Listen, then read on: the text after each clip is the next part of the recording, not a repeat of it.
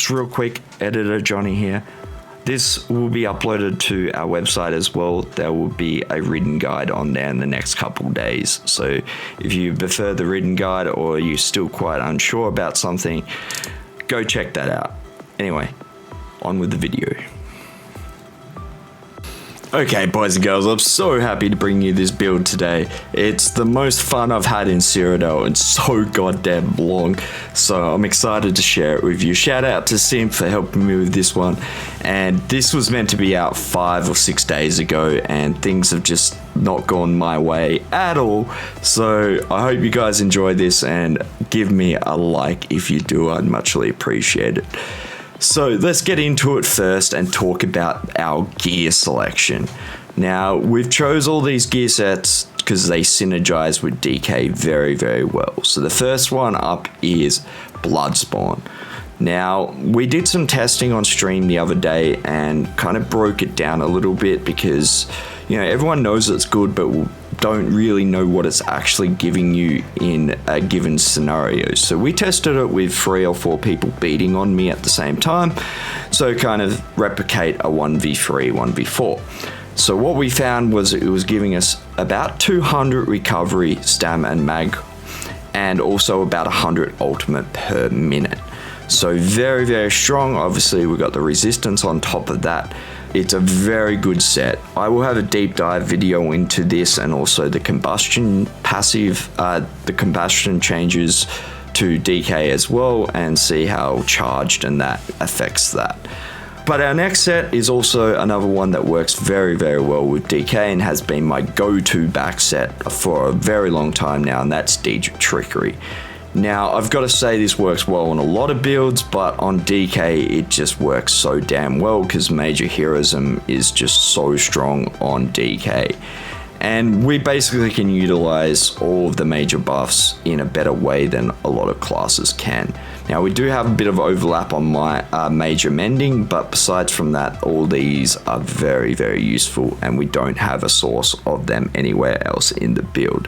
Now, I'm running that on the back bar, and on the front bar, we're running Plague Break. This is just a damn fun set. It's kind of cheesy, and I won't ever deny that, but it is just so fun watching people blow up and Templars purge themselves to death, and it's just awesome when you get chain reactions too. It's just such a fun set and very effective on DK. We've got that pressure and this just adds to it, and then with our whip we've got a crazy amount of burst. So our other sets we're running is Malekith. Our crit chance is super low and we don't build into anything with crit on this build, so Malekith just makes sense.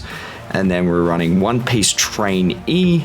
So this gives us our max health. I wouldn't recommend at the moment solo running under 34k, and if you do want to run Green Dragon Blood on this build, definitely don't run under 34k. If you do, just try and stay away from it. It's not a very good heal if you're not running a decent hit pool.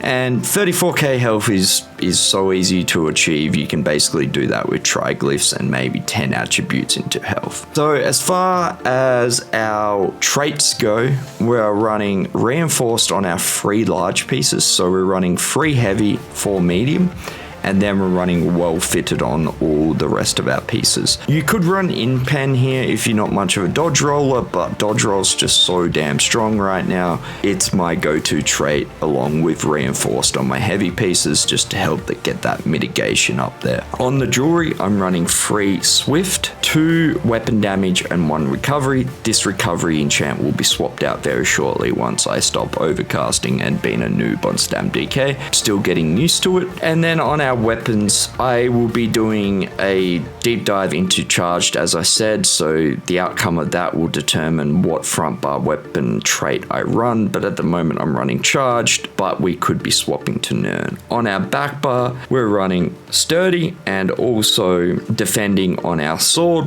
Mitigation is kind of king when you're outnumbered, in my opinion, so that's why we've done that. But you could also run charged or Nern or powered on your sword on back bar as well. They're all viable options, and potentially that's what I'll be doing, is running Nern and then charged on my back bar. we'll see how the testing goes. They're the gear choices for this build. Now, if you didn't want to go cheesy with Plague Break on your front bar, Clever Alk would be another really good option with this build. Let's just quickly go over the stats. Now, we have 20k magic, 36k health, and just over 26k stamina, so solid stat pool, and we're running 34 points into health and 30 into stam. Now you can play around with this if you want a little bit more stam, obviously run a little bit more into stam versus health. 1500 stam recovery and 800 mag recovery. Now this is buffed with a potion and rally, so this isn't our base stats. I just like to show these stats because this should always be up in combat anyway. And then we're just shy of 6k weapon damage on our front bar. As I said, we're just under at the moment, but when we swap that extra enchant, we'll be over 6k. Then you've got to add that 10% in from our passive that I'll explain later on, and also our weapon enchant. So we'll be pushing up towards around 7k fully buffed with all those things and that enchant change. Our resistances are 30k on the back bar and 25k on the front bar, and then with Bloodspawn, obviously that goes up around 3k. We're also running Sustained by Suffering. Our resources will go up even more. Now our stam will stay about the same when we swap that enchant out. We'll just gain the weapon damage, and our mag recovery is more like 1000. So you can see why we don't have mag sustain issues on this build. It's just the way DKs are set up for their passives at the moment. You could run super low. Now we are at like 1100 or something, 1000 base stam recovery, and that might scare a lot of people, but trust me, you do not need it. Through all the DK passives I'm going to talk about and the buffs to them, it is more than enough. Okay, so on our front bar, we're running Claw. Claw is a really good damage over time skill, and it ramps up, so the longer it's on the enemy, the stronger it gets. So keep that in mind when you're in combat. When you apply this, if you can hold off 3 or 4 seconds to wait for this claw to build up before you say go into your leap burst combo, then you will get better results out of this. And it's something you don't also want to reapply before it's out. And this is something that I'm having an issue with myself. I've got to get better at not reapplying this before it's up. Then we're running Rally, great burst heal, and also giving us 15% stam recovery, just a great skill in general. Next up we have Bad Breath, so noxious, so I say. Another really good AoE dot. It gives us our Major Breach, really good there. And then the skill that makes this build, and I think what makes Stam DK so fun this patch, is Whip. You could potentially run the other morph of this, but in my opinion the burst from Molten Whip is just so damn strong. And to be honest, I think it's kind of what Stam DK in general has been missing, is that just bit of burst to put them over the top. Originally they kind of rely on Leap for that burst, but Leap's not always reliable, and you know, it's not always up. So having another really good burst skill on top of Leap is really, really good. When you apply the pressure from all your dots, you can basically mitigate anyone's healing through that dot pressure, and then you burst them down with Whip. Now, that is why we have Claw and Noxious on our front bar, where in most scenarios I would have moved one of them to my back bar and ran my CC on my front bar, but that's why they're both there, because they will not proc your whip if they're on the back bar. And for those that don't quite understand, because I get a few questions, and people may see me casting Noxious when I'm out of combat and there's no one around me, casting these skills procs the whip, and you need to cast 3 of them, or 3 times, to proc the whip up to its full amount. So generally you'll use your Claw and then your Noxious twice to get the 3. A lot of the times I will prime my whip before maybe I go jump in a Zerg or something like that, so I can leap whip kind of thing. And that's why you may see people spamming Noxious when there doesn't seem to be any real need for them to spam Noxious. Next up we have Executioner. Executioner is a single target execute, really strong, great skill.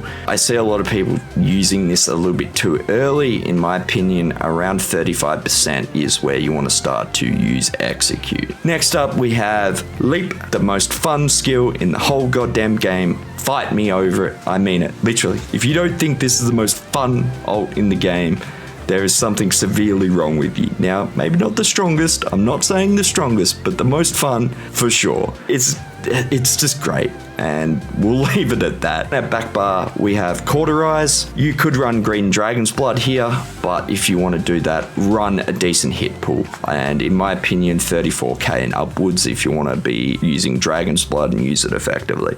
Next up, we have Vigor. This is our hot, should I say. And then we have Spiked Armor. Now, it's surprising the damage that comes out of this, but this is our major armor buff, so you want to make sure you keep this up at all times. And as I said, the damage that comes out of it is quite surprising. Next up, we have Fragmented Shield. This isn't actually a very good skill in my opinion. I think it's very meh, but there is a reason to the madness. The first is Mountain's Blessing. Basically, this gives us 10% weapon damage, as I said earlier when we're talking about stats, for 20 seconds. It also gives your Groot that buff as well. And you also, if you're in combat, you also generate free ultimate. This effect can occur once every 6 seconds. Generally, I won't hit this every 6 seconds. It's probably every 10 seconds. If I'm out of stam, the next passive is very, very good. Helping Hands, when you cast a non-stamina costing ability, you restore 1,000 stamina. If I'm super low on stam and I've got full mag bar, which happens quite a lot, I can hit this a few times and, supplement my magic for my stam, and maybe buy myself that few seconds I need for my ultimate to come up or my pot to come up. This has saved my ass so many times. It's unbelievable. Keep that in your mind when you're playing Stam DK, and just remember that you can, turn your mag into Stam. It's not effective. You're losing a lot more mag for the Stam you gain. You may need that Stam to save your life. It can be very effective, especially if you've got a full magic bar. Next up, we have Reverb Bash. Now, this is just a great CC. As I said, I would have much preferred to have a CC on my front bar, but the way the build works and the bar setup is it has to live here. So it does a little bit of damage as well. And then we have Corrosive Armor.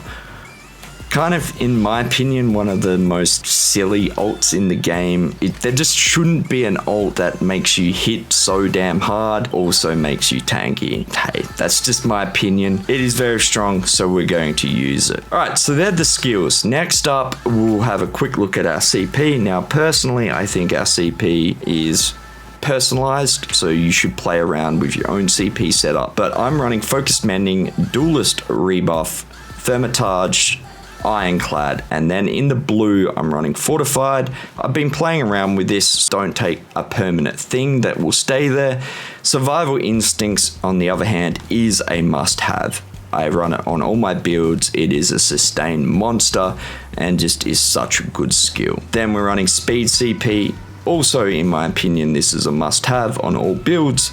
And then Sustained by Suffering. The other small things that I don't think I mentioned, we are an Imperial, so we get the 6%, so that's also why our Sustain's so good. Our ultimate's dirt cheap. We're running Sugar Skulls, and we are running the Weapon Damage Mundus. Now, I've had a few questions about Vamp on this build. I will be trying it out. I think it could be viable, but obviously you're going to have to give up a little bit of damage for that Sustain, but obviously you're going to gain a lot of tankiness from it.